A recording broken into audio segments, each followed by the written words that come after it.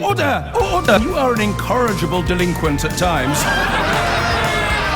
Behave yourself, man! What is their offence exactly that brings down this shower of ordure upon them? And how easy would it be for them to avoid it?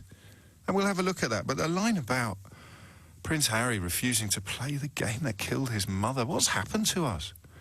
You'd think that little lad, do you remember walking behind that coffin? Or essentially ordered to do so in order to protect the PR reputation of the royal family. And you can't even wade in as heavily to that angle as you would like to, because he clearly loves his dad, and it was partly to protect his father's reputation that that little boy ended up walking on screens in front of millions of people right across the world behind his dead mother's coffin. And he considers her death to have been brought about, at least in part, by a rapacious media. So when he says, I'm not going to play the rapacious media's game, why can't we just throw an arm around his shoulder and say, fair enough, mate, we're behind you? Apparently we can't. But Britain is a strange place at the moment, isn't it? And speaking of strange, this is a horrible story. I'd rather look away from this one, frankly. I don't think I can. It would be nice if every pronouncement that Dame Doreen Lawrence has made over the last few years had received levels of attention comparable to those attached to her latest pronouncement. They didn't, of course. All her sterling work in youth rehabilitation and all manner of other areas, notably, of course, institutional racism and that kind of thing, we always try to do our bit on this programme, but I'm not sure everybody else could say that, particularly the newspapers. But this intervention with regards to the firefighters, unless I've got the wrong end of the stick on an almost unbelievable scale, it's just so wrong. Just so wrong.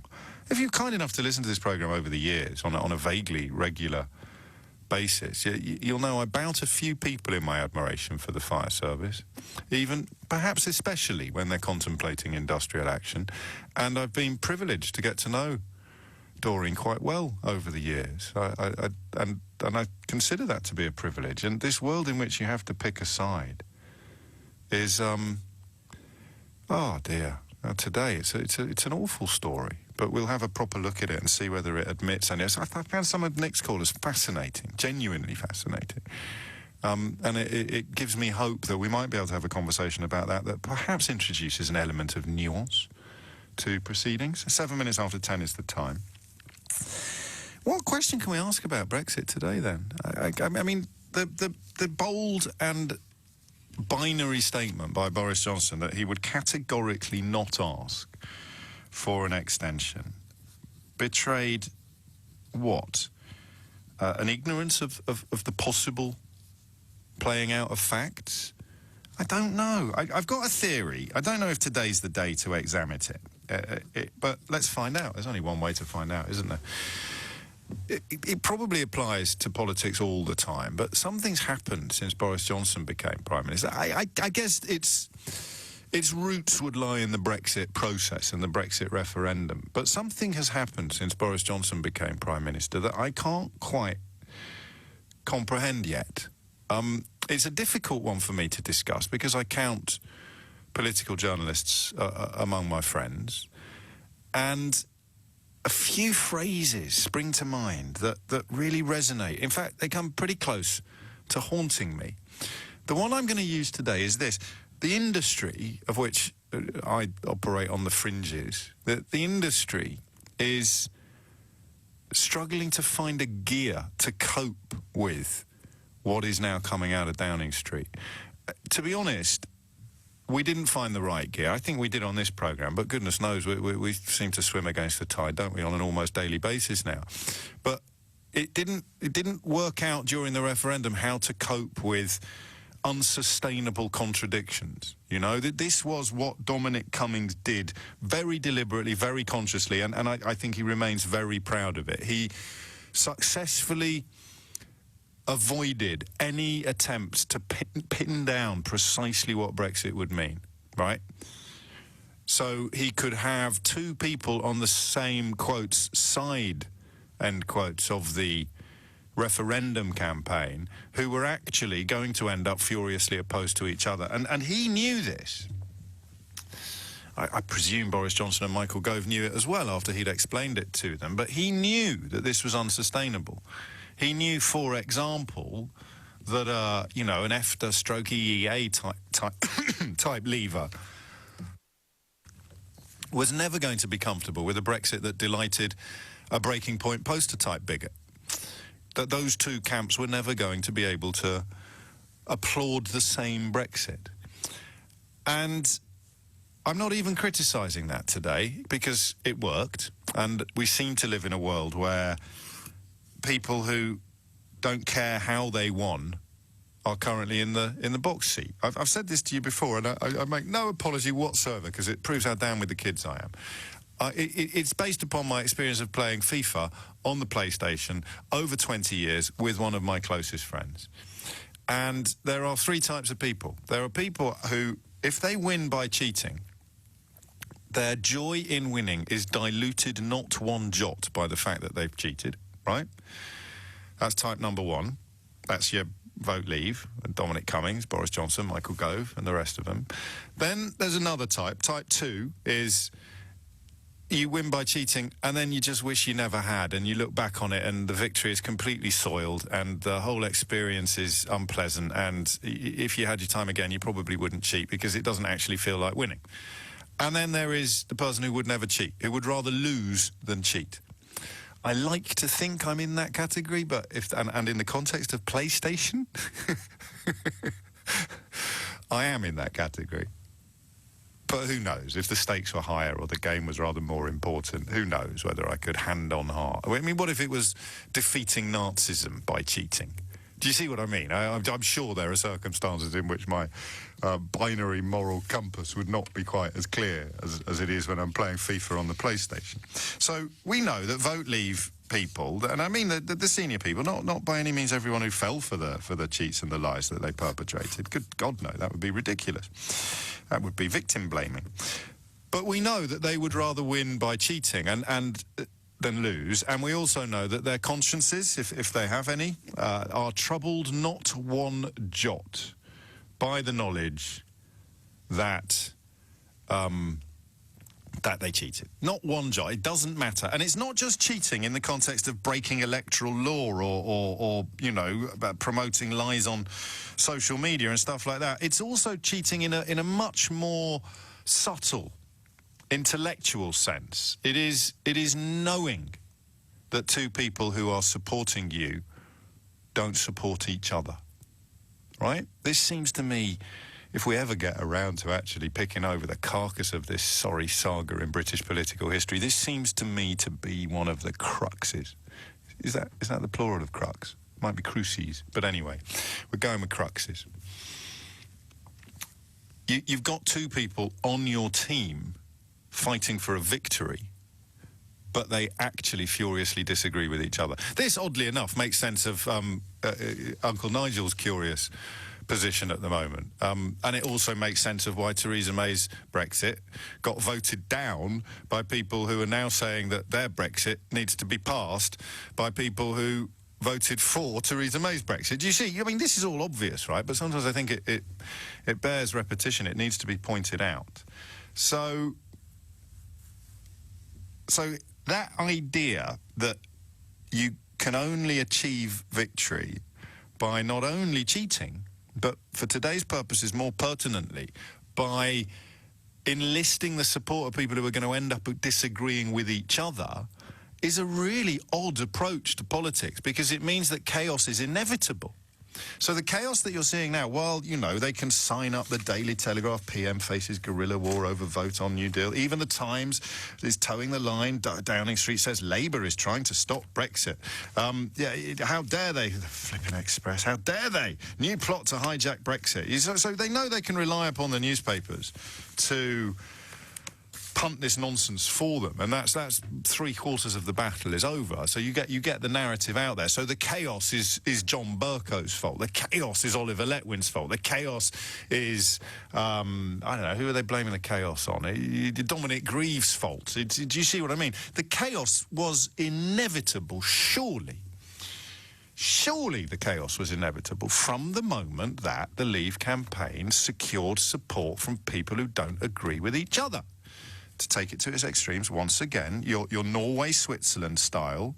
And oddly, Farage is fascinating in this context because he contains all the contradictions. So people who voted to leave because they believed him when he said Norway-Switzerland, why can't we be like that, blah, blah, blah, blah, blah, are never going to be in the same moral universe as people who were not disgusted by that breaking point poster. And yet you needed the support of both of them to get over the line. So the chaos became inevitable.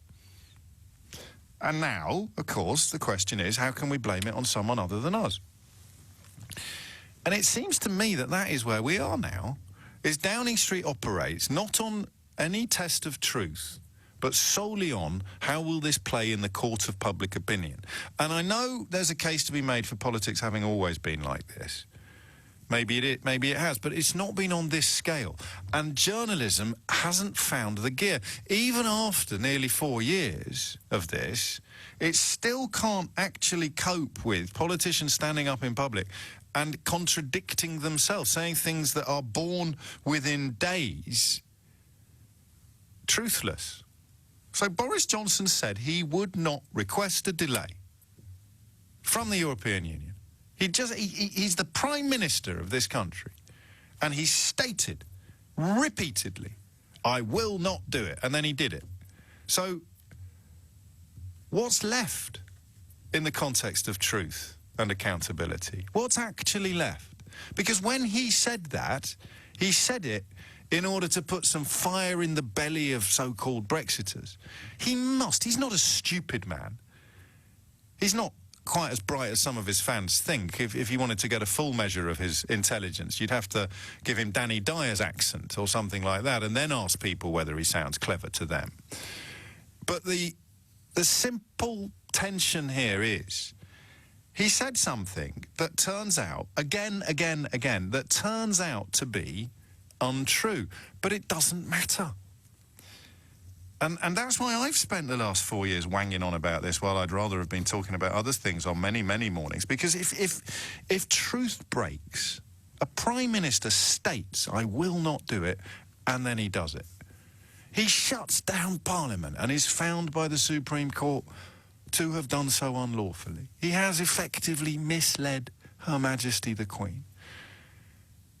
If the truth no longer matters on any level, not even on a sort of finagled level, but on any level at all, where does that leave us?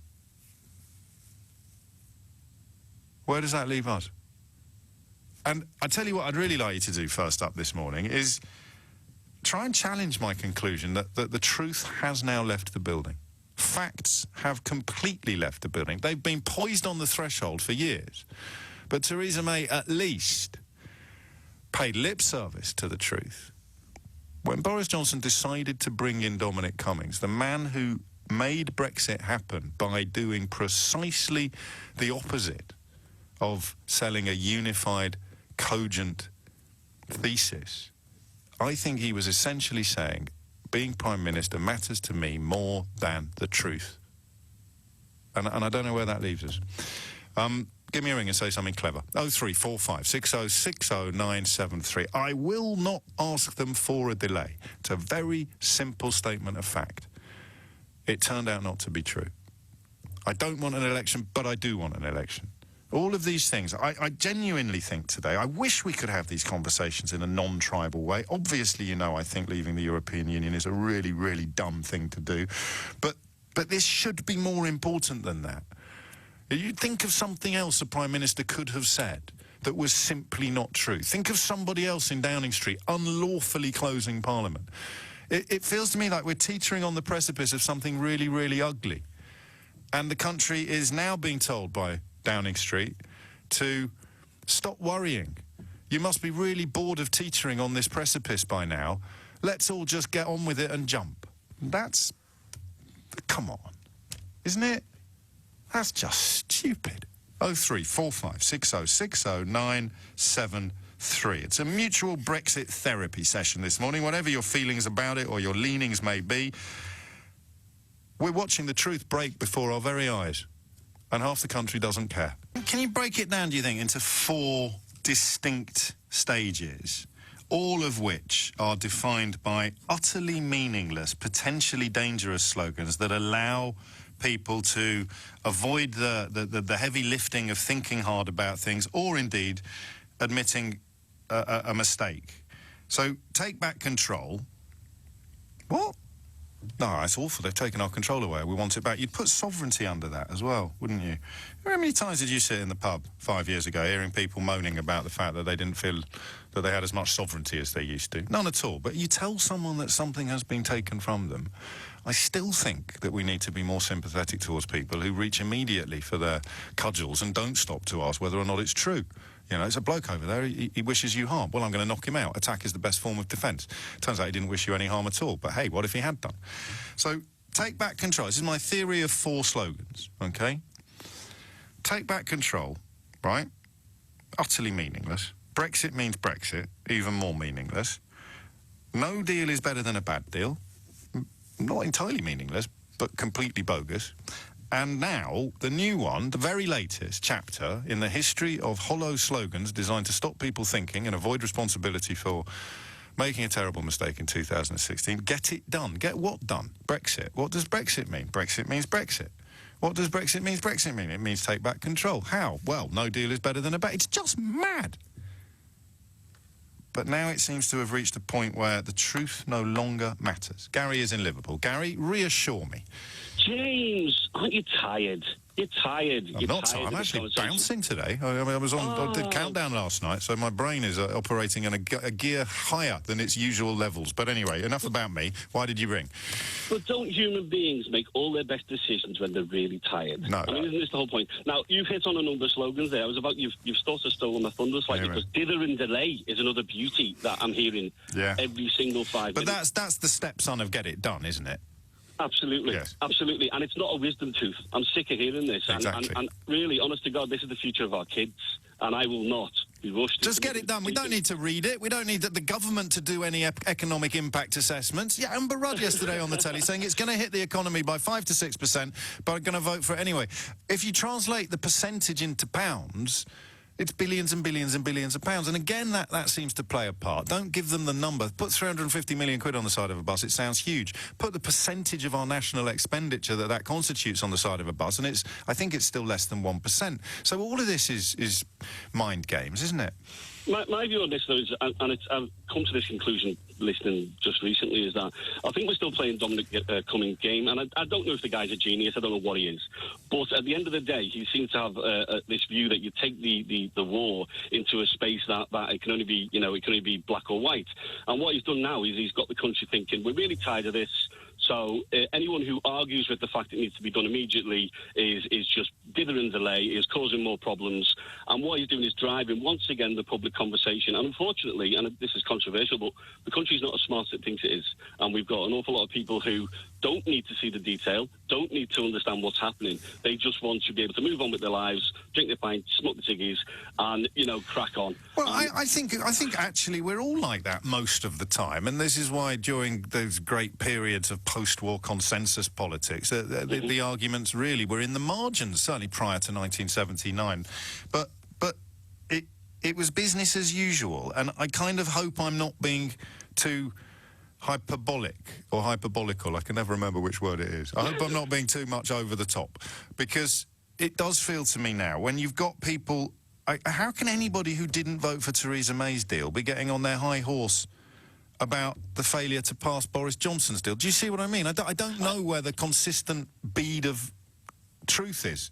Absolutely, and one thing that really does concern me as an admitted Labour voter is, I think Keir Starmer asked the question, why have you moved the workers' rights into the non-binding section of the agreement? And I still haven't had a sensible answer for that question.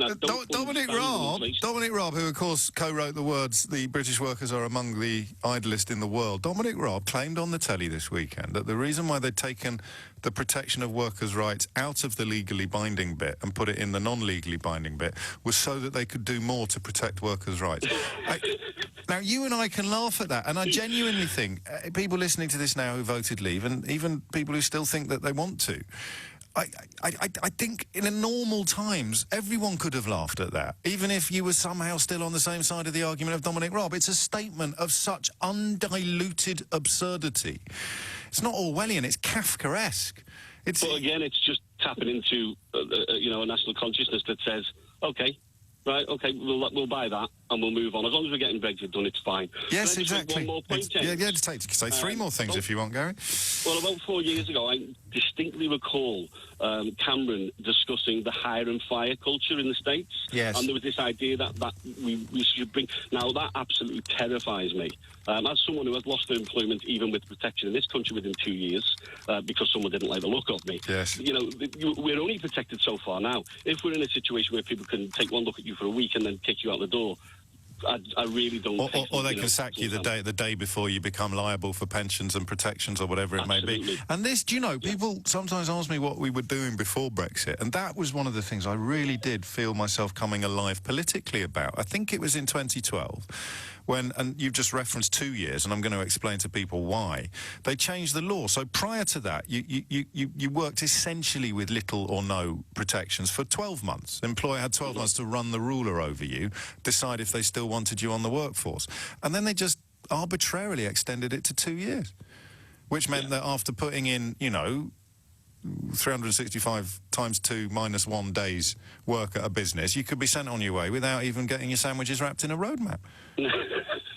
Yeah, it's scary. It is scary, and you can see it, and I can see it, and I think everyone can see it, but that's what these slogans are designed to do, to give you an excuse not to see it.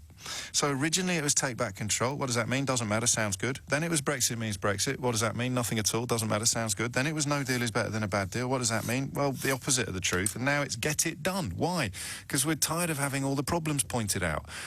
Well, hang on a minute. 6 months ago, you were telling me you voted for the problems. 0345 6060 973. Bring me a soothing poultice. Mop my fevered brow. I suggest to you that this government is traducing truth on a scale that will take generations to repair. And you say to me, oh, calm down, James, don't worry, because ... 0345 6060 973 is the number you need to minister to my needs. Lord Cooper of Windrush is the founder of the pollsters Populus, and he is quoted in a rather splendid piece in the Times by Claire Foges, who I think used to work for David Cameron, but just listen to this. He talks of, and this fellow runs focus groups day in, day out. He's spoken of a crucial misunderstanding among many voters who assume that the deal over which MPs are bickering covers not only the terms by which we leave the EU, but also the details of our trading relationship after we've left. And when these focus groups are told that Brexit actually triggers a longer phase of talks and trade negotiations, this is the sort of grown-up version of that little pithy line I've been throwing at you for a while now about this being the end of the beginning, not the beginning of the end. So when these focus groups are actually told that Brexit triggers a longer phase of talks and trade negotiations, the response, according to Lord Cooper, is often horrified silence. And that's why I'm suggesting to you today that get it done, let's get it done, get Brexit done. Of all the hollow, dangerous, meaningless slogans that have fallen apart under scrutiny in the last 4 years, I think this one might be the most insidious of all. Do you? 0345 6060 973. Apparently you can buy for £15 from the Conservatives a mug emblazoned with the phrase, get Brexit done, invest in our NHS, schools and police.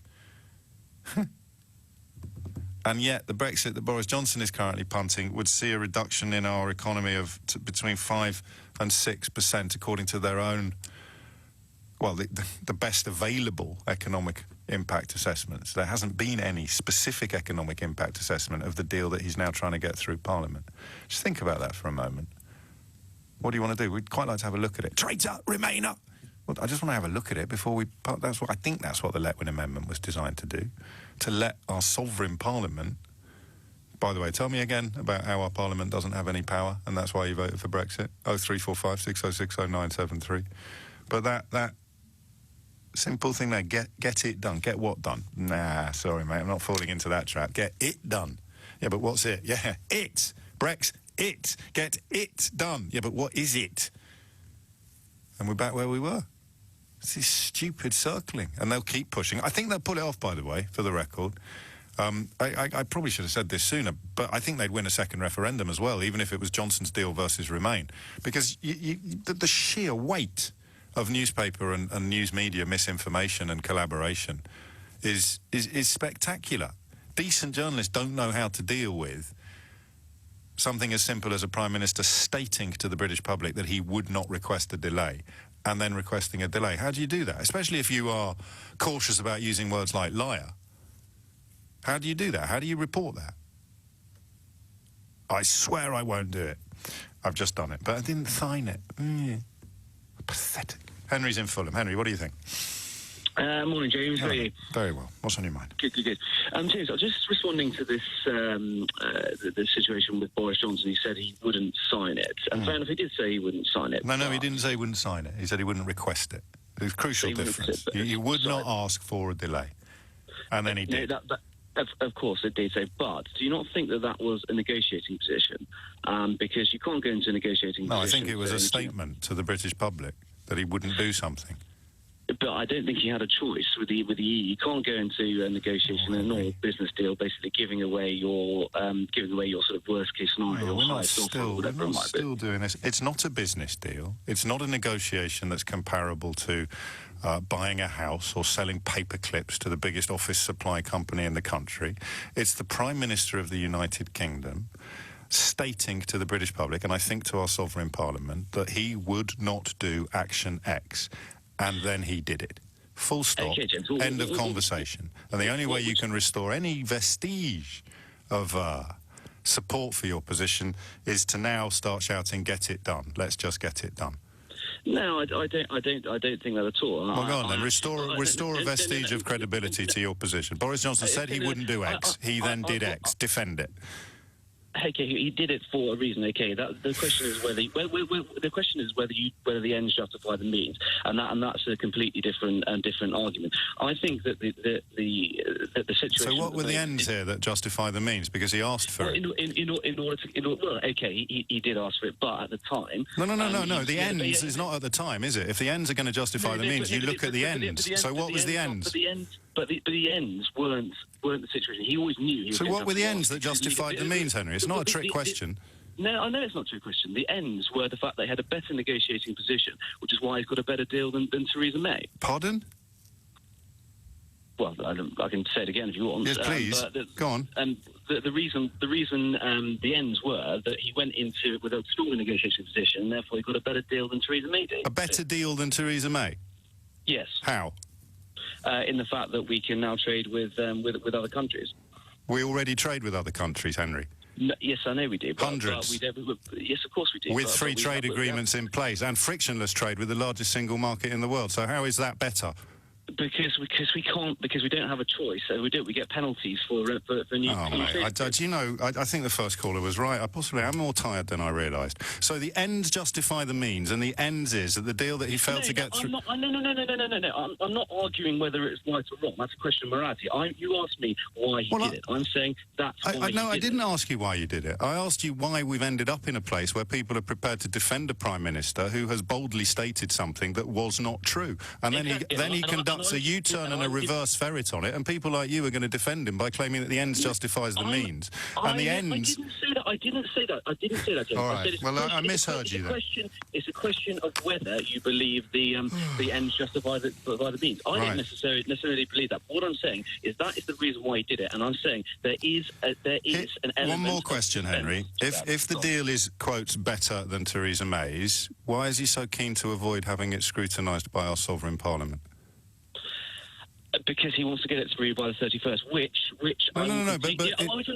But if it's better, why turn down? Why prorogue Parliament? Why avoid scrutiny? I'm agreeing with you. You can't agree with the question. I'm asking you a question. Why is he trying to avoid scrutiny in Parliament if it's better than Theresa May's deal? That's not something you can agree or disagree with. You can either answer it or not answer it.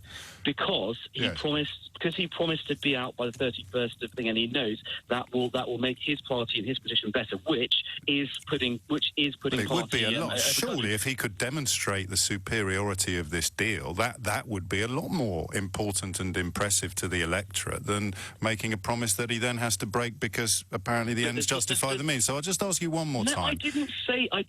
You definitely did, Henry. You're perfectly entitled to withdraw it, but I heard you say the words. Everybody listening did. No, it's absolutely. And if you listen back to this, you'll say it depends. It depends on whether. Okay, so you mooted that as a possible defence, but you weren't suggesting that you subscribed to that defence yourself. You've just rung up a radio station to theorise that some people somewhere might possibly be thinking that. Now, I'm saying... Good. So we'll come back to the final question. If the deal is superior, demonstrably superior to Theresa May's, why is he so keen to avoid having it scrutinised? Because he wants to get it through by the 31st of October, which is what he promised to do, and that is a party in which I disagree with. And that is when he said we wouldn't ask for a delay, but he did. So I don't know if you could tie yourself in any bigger knots, but I'm perfectly prepared to confess I don't have small enough fingers to unpick them. Ray's in Isleworth. Ray, what's going on? Hello there. Sorry about my voice if it comes across a bit croaky. I don't think most people listening know what you normally sound like, Ray, so we'll probably be okay. Fair enough. So any of those slogans, get Brexit done, taking back all the rest of it, those repeated slogans which have been used, this technique's been used throughout history, as we know, to actually manipulate the masses and to stop them thinking about what the real consequences of whatever Brexit will turn out to be. Now, I would include people in my own family. They are, my extended family, they'll go along with this because thinking is far too difficult and it's outside their normal scheme or sphere of experience. It's not, I mean, crikey, I know I'm just picking on you now for really just echoing what I've already said, but sometimes when I hear it back, it's not that thinking is too difficult. People have got jobs to do. People have got lives to lead. They've got family. Yeah, and some of us find this fascinating and interesting, and we really enjoy thinking about it. I don't actually hold a particularly negative view of people who think, well, if a senior politician is saying it, if someone on LBC is saying it, it's probably a bit true, and that's good enough for me. It turns out it's complete horlicks. Can I tell you what my real worry is about? Yes, of course. Okay, so let's assume that this deal goes through, and it may well do, who knows. At the end of that, we've got 12 to 14 months to have a free trade deal, and if we don't get that, we fall out. Now, my concern is, are the ERG and all those others who are suddenly coming in behind this deal, which is not that much different to the Theresa May deal, are they doing this because they know that it's impossible to get a free trade deal done in 12 to 14 months, and then unless we vote for an extension or an extension comes about, we'll end up on a no deal just a bit later down the line. Well, John Barron said last week that is what Michael Gove and Dominic Raab had told him. And that's the big lie, that a lot of people thinking, we're going to get a deal. We're going to get a deal, but we're going to end up in a no deal just a bit later down the line, and not that much later, because after the extension we probably will get from Europe in the next week or two, we'll end up right back at the cliff edge, only this time there'll be no way of stopping the cliff edge, because we'll probably have had an election. He'll have won he'll have got the majority because of all the manipulation, and he's just look at the newspapers, look at the media, and the idea. I mean, I've said it before and I'll say it again. When you look back, it's a flipping miracle that Remain got 48%, given the media treatment of the whole campaign. Exactly, and I'm just feeling that we are being led down this path, and it's just going to be a little bit longer, but we're going to end up in a complete disaster. I mean, obviously, from probably what I'm saying, I think the no deal is a catastrophe, and a deal would just merely be a disaster, but it would be much worse than that, because it will end up with no deal, because I have no confidence and I have no trust in the Prime Minister or anybody else working with him that they wouldn't just manipulate this for a no deal in December 2020. I just wonder what you thought about that. Yeah, I've heard it. I think that doesn't the Ben Act sort of offer some protection against that, and some of the amendments that may be attached to the bill, if it reaches the floor today, then but yes, I mean, I've read this, the idea that we get 14 months of mayhem, as Kieran, our van driving friend, puts it, while the clock counts down to December 2020, and that's when the real no deal happens. I think a lot of ERG types have been persuaded of that. Yes, I do. And I pointed out on Friday, and I did it cautiously because I was conscious of tripping over my own shoelaces. I pointed out on Friday that what they seemed to be doing was telling the ERG lot that no deal was very much still on the horizon, while telling the sort of 21 expelled or the rebels or the Labour leavers that actually we really care about workers' rights and yada yada, and no deal's never going to happen. And that was, I mean, it's almost like the last 3.5 years had never happened. You make promises to two different constituencies of people that are utterly contradictory, but if they both believe you, they both vote with you, and it's down the line that they then start biting chunks out of each other. Something oddly brought into sharp focus by Farage's bleating and whining about this version of Brexit as opposed to another version of Brexit, while simultaneously claiming that 17.4 million people all voted for the same version of Brexit. You see, come on, a sentence like that, it doesn't admit any challenge or criticism. We want this Brexit, we don't want that Brexit, but 17.4 million people all voted for the same Brexit. Boom. Again, I'm not that familiar with her or her work, but this is the second time in a month I've referred you to a Claire Foges column in The Times, and it is from there that we learn Lord Cooper of Windrush's tireless focus grouping is throwing up a very worrying, but when you think about it, ploddingly predictable phenomenon. And that phenomenon is that people don't know what it is. They want to get it done, but they don't know what it is. They think that it would mark some sort of end to the squabbling and sniping that we've seen for the last 4 years. But, of course, it won't, because what they are discovering, and then this is the pollsters' populace that Lord Cooper founded, is a crucial misunderstanding among many voters who assume that the, quotes, deal, end quotes, over which MPs are bickering covers not only the terms by which we leave the EU, but also the details of our trading relationship after we've left. So they think if Boris Johnson gets this through Parliament today, that's it. And our new terms and conditions will be established. Of course, if you wanted to be, I don't even think it's cynical, if you wanted to be clear-eyed, the fact that even the most cursory scrutiny of this withdrawal agreement would prove beyond any shadow of doubt to anybody interested in finding out the facts that it is a million miles away from getting anything done might explain, as our friend in Fulham couldn't, why Boris Johnson is so keen to avoid scrutiny of this withdrawal agreement. And it's a bit like, I've got this really brilliant thing, but you're not allowed to look at it. That's all Letwin did. Said, hang on, we're going to look at it. That October the 31st deadline was ludicrous politicking, as was revealed by the fact that Boris Johnson had to undertake a reverse ferret. Crikey, even now, I'm still staggered at how easy it is to pull the wool over people's eyes. I will not request a delay, he said, and you cheered. He requested a delay, and you cheered. Or looked the other way, or pretended that he hadn't, or said something about the ends justifying the mean. 10:53 is the time. Harriet is in Ealing. Harriet, what would you like to say? Hi. Hello. I went to the on the People's March with my two children and nephew on Saturday. Oh, yeah. All aged 7 and 8, and it was such a fabulous experience and so good to be surrounded by like-minded people. It looked it, and of course, again, to make the point about the media, 0.001% of the people on that march who behaved inappropriately and reprehensibly towards Jacob Rees-Mogg, who decided to take his son through that passage. Yes. That's where many of the newspapers and many of the commentators will direct their attention, not at you people. Absolutely. I came away quite sad because we didn't see anything like that at Oddly, all. I did on the People's Vote. I did the first one. I was away this weekend, but I got buttonholed by the odd little fella who was having a crack at Diane Abbott. And that's Right. part of the reason why I didn't take my children this time. I was a bit concerned beforehand, I have to say, Yes. but we had nothing like that. And No, of course. Just a brilliant experience, but of course came away really quite saddened that it seemed to make absolutely no difference whatsoever. It's the largest pro-EU movement in the world now, the People's Vote organisation. Isn't that ironic? It is. I mean, you could say, really, and I think you're probably as guilty of this as I am. Well, I know I am. I'm speculating that you are. They could now say, it's a bit late, lads. Yes. But, I mean, for me, anything, I'll do anything it takes. But as for the gosh, I can't remember what it was that you said now about the letter. What's going on with the letter? Let's get it done. Let's sign a letter. Let's not sign a letter. Let's send a letter but not sign it.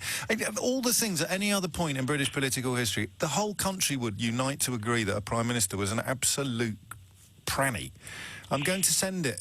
I said I wouldn't send it, but I'm going to send it, but I'm not going to sign it. I read one line, a journalist that I love, I've known him all my career. He said, it's going to be a cheap old photocopy. Oh, and I thought, well, that changes everything. If it's a cheap old photocopy, then he hasn't completely backtracked on what he said he was going to do. If it's a cheap old photocopy with which he requests a delay, then he hasn't really requested a delay at all. How do they get away with this stuff?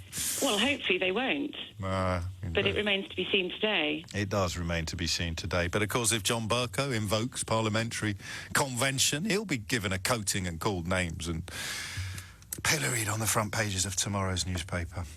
Chris is in Warrington. Chris, what would you like to say? Good morning, James. Thanks for having me on the programme. Yeah, very well. I have to say I fully supported Oliver Letwin doing what he did on Saturday. I think anybody with any common sense before they signed up to any long-term contract would scrutinise it and do so several times. What sort of a traitor are you? Scrutinise it before you sign up to it? Snowflake. Let's consider something as minute as somebody's personal pension plan that they've been saving for years. Yeah, where do I sign? Where do I sign, Chris? Just give me that's it. That's fine. That's fine. That's great. Cheers. Bye. Good night. Nice doing business with you. See you. Bye-bye. Off you go. I worked in business for 41 years, and the most sound managing director I ever worked for said, right, what do you understand about terms and conditions of contract? These are the things that can screw up your business and bring about failure. And that's, and let's face it, businesses, like the country, they support people's lives. It supports people's livelihoods.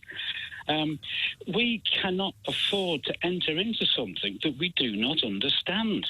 And anybody who feels it's right just to get Brexit done, or let's just get out, we voted to leave, without fully understanding the implications, is absolutely crazy. I think plenty of people who voted to remain didn't understand the implications, just by way of an utterly vain and probably pointless attempt to build a little bit of a bridge between the two communities. But yes, your point stands. You're absolutely correct.